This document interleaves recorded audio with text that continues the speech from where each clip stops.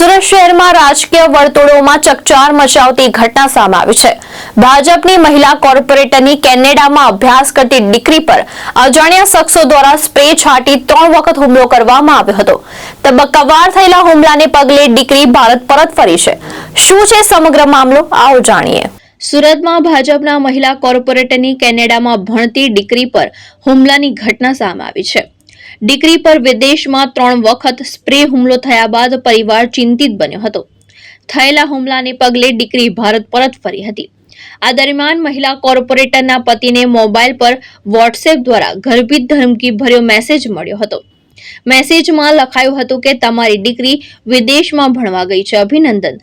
શહેરમાં કોઈ સાથે ખોટું નહીં કરતા તો ઈશ્વર તમારી દીકરી સાથે ખોટું નહીં થવા દે। ભ્રષ્ટાચાર કરતા પહેલા ધ્યાન રાખજો।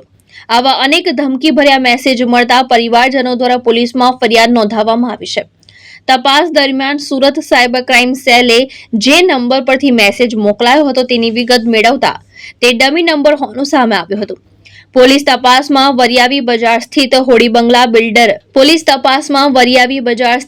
બંગલાના બિલ્ડર રિફાઈ મુહમ્મદ અશફાક નઈમદ્દીન દ્વારા નંબરનો ઉપયોગ થતો હોવાનું તારણ સામે આવતા તેને નોટિસ ફટકારવામાં આવી છે। હાલ સાયબર ક્રાઇમ સેલે સમગ્ર મામલે વધુ તપાસ હાથ ધરી રહી છે અને કેનેડામાં થયેલા હુમલા અને ધમકી વચ્ચે કોઈ કડી છે કે નહીં તેની પણ તપાસ ચાલી રહી છે। ભાવેશ ઉપાધ્યાય, દ્રષ્ટિકોણ ન્યૂઝ, સુરત।